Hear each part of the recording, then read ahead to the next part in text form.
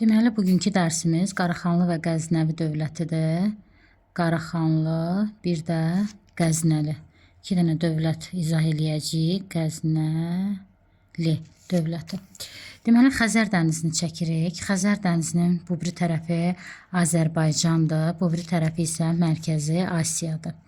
Ərəb xilafəti zəifləyəndən sonra, necə ki Azərbaycanda Şirvanşahlar, Rəvvadilər, Şəddadilər, Sacilər, Salarilər dövləti yaranmışdır. Eləcə də Mərkəzi Asiyada da Qaraxanlı, Qəznəli, bir də Samanilər dövləti yaranmışdı. Samanilər dövləti. Biz Samanini ətraflı öyrənmirik. Sadəcə işləyəcəyik ki, 999-cu ildə Samanilər dövləti Qaraxanlılar və Qəznəlilər arasında bölünüb. Yuxarı tərəfə, yəni buxarı olan hissə Qaraxanlılara, aşağıda isə Xorasan, Xarəzm, Sistan və Əfqanistan isə Qəznəlilərə qalmışdı. Başlayaq Qaraxanlılardan. Qaraxanlılar Türkün Qarluq qolundandır. Qarluq, qardan sağ çıxanlar. Döyüşə gediblər, qar uçqununa düşüblər. Kimlər ki bu uçqundan sağ çıxıb, bunlara Qarluqlar deyiblər. Kimlər ki ölüb, daha ölüb də onlar. Ona görə də Qaraxanlının adı Qarluq tayfalarının adından götürülüb. Amma ərəb mənbələrində onlara Əfrasiyab deyən çağırırlar. Onlara Əfrasiyab deyə çağırırdılar. Və Qaraxanlıların banisi Qaraxan idi. Qaraxana el arasında Böyük xan deyirdilər. Böyük xan, yəni Qaraxan. Əsl adı isə Qutluq, Bilgə, Qədir xan idi. Paytaxtları Qaşqar, Üzgən, bir də Balasaqun olmuşdu. Balasaqun. 3 dənə paytaxtı olmuşdu. Qaşqar, Üzgən, Balasaqun. Ərazisi də Hinduquş dağlarından başlayır, Himalay dağlarının şimalında Hinduquşdan başlayır, ta ki Balxaş gölünə qədər ki bir ərazini əhatə eləyirdi. Banisi Qutluq, Bilgə, Qədir. Ən güclüsü isə Satuq xandır. Satuq xan. Satuq xan 932-ci ildə demək İslam dinini qəbul edir. İslamı qəbul edən ilk dövlətlərdən hesab olunur və ətrafına çoxlu tərəfdaş toplayır buna görə. 942-ci ildə Xaqan titulunu götürüb. 999-cu ildə Samanini bölüb. 10-cu əsrin ortalarından başlayaraq sonuna qədər qəbul elədiyi İslam dinini, yəni Quranı əhalisi üçün izah eləyib. 10-cu əsrin ortalarından başlayaraq 10-cu əsrin sonuna qədər. 1042-ci ildə bölünüb iki yerə, şərqə və qərbə. Şərq hissəsinə 13-cü əsrdə Qarakitaylar son qoyub, qərb hissəsinə isə 1212-ci ildə Xarəzmşahlar son qoyub. Xarəzmşahlar da burada yaşayan türk tayfaları idi, Xəzərin bu hissəsində. Hücum eləyiblər, demək bölünüb iki yerə. Şərq tərəfinə Qarakitaylar son qoyub, Qarakitaylar da Çinin şimalında Qaraxanlı tərəfdə yaşayanlar idi. Qərb tərəfinə isə Xarəzmşahlar son qoyub və Türkün Qarluq tayfasından və Aşina nəslindən hesab olunur. Aşina qurd deməkdir. Deməli biz bunu Göytürklərdə görürük də. Qaraxanlılar eynən Göytürklərin ərazisində yaranıb.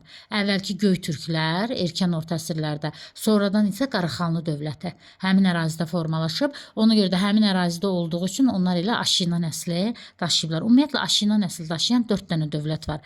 Birinci Göytürklər, İkinci Göytürklərin yerində yaran Qaraxanlılar, üçüncü Xəzər dənizinin yuxarısında yerləşən Xəzər tayfaları, hansı ki birinci Göytürkün parçalanmasından yaranıb.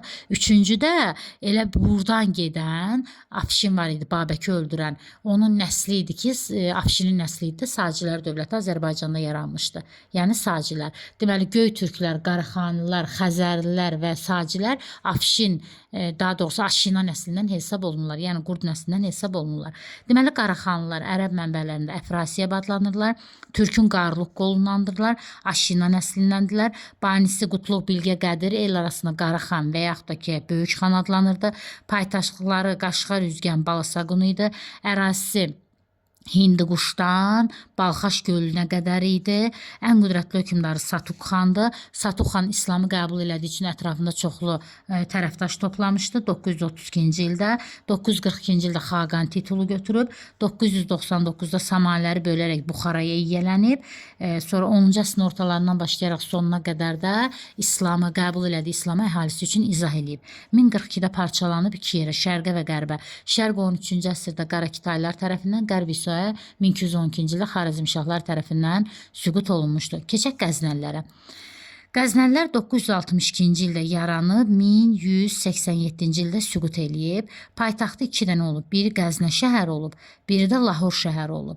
Ərazisi Himalay dağlarından Xəzər dənizinə qədər, yəni Himalay dağlarından Xəzər dənizinə qədər bir ərazini əhatə eləyirdi. Banisi Alp Təkin. Ümumiyyətlə, həm Qaraxanini yaradanlar, həm Qəznəvini yaradanlar vaxtı ikən süqut etdirdikləri Samanilər dövlətində qulam vəzifəsində, yəni hərbi qul vəzifəsində çalışmışlar. Banisi Alptəkin idi. Qəznəliləri zəiflədən Səlcuqlardı, varlığına son qoyan isə Qur tayfalarıdır. Qur, yəni Türk tayfaları idi. Demək, banisi Alptəkindir. Ən qüdrətlisi isə Mahmud Qəznəli idi. Mahmud Qəznəli neyniyəcək? Birinci Samanilərin əlindən Xorasan, Xarəzm, Sistan, Əfqanistan alacaq. Sonra keçəcək bura İrana. İranın əlindən Rey, Həmədan, İsfahan alacaq. Sonra keçəcək Hindistana. Hindistana 17 dəfə hücum eləyib. 1026-cı illərdə. 1026-cı illərdə Hindistana 17 dəfə yürüş eləyib və 17-si də uğurlu olub. Məhz buna görə Mahmud Qəznəli xəlifədən sultan titulunu alan dünyada ilk hökmdar hesab olunur. Eləcə həm də qazi titulu daşıyırdı. Çox zülmkar bir hökmdar idi. Dövründə vergilər çox ağır idi. Lakin ölümünə Səlcuqları qovmuşdu. Mərkəzi Asiyadan Səlcuq türklərini qovmuşdu. Lakin ölümünə yaxın Səlcuqların Xorasanda məskən salmasına icazə vermişdi. Mahmud Qəznəvi elmə üstünlük verən bir adam idi. Elm dünyasının alimlərini, belə deyək, öz müdafiəsinə, himayəsinə götürmüşdü. Qəznəlidən sonra hakimiyyətə gələcək oğlu Məsud. Məsudun dövrü isə zəif bir dövr kimi yadımıza düşəcək. Onun zəifliyindən həm Səlcuqlar, həm Qur tayfaları istifadə eləyəcək. 1038-ci ildə Səlcuqlar gəlib Nişapur alacaqlar onun əlindən. Səlcuq dövləti yaradacaqlar Mərkəzi Asiyada. Bir hissəsində Nişapur alaraq 1040-cı ildə də Dəndənəkan döyüşündə Səlcuqlar Qəznəliləri məğlub eləyərək Mərkəzi Asiyanın demək olar ki, bütün torpaqlarını alıb onu Hindistana sıxışdıracaqlar və Səlcuqların bura gəlişi onları zəiflədəcək. Sonra Qur tayfaları hücum eləyəcək, birinci paytaxt Qəznəni yandıracaqlar.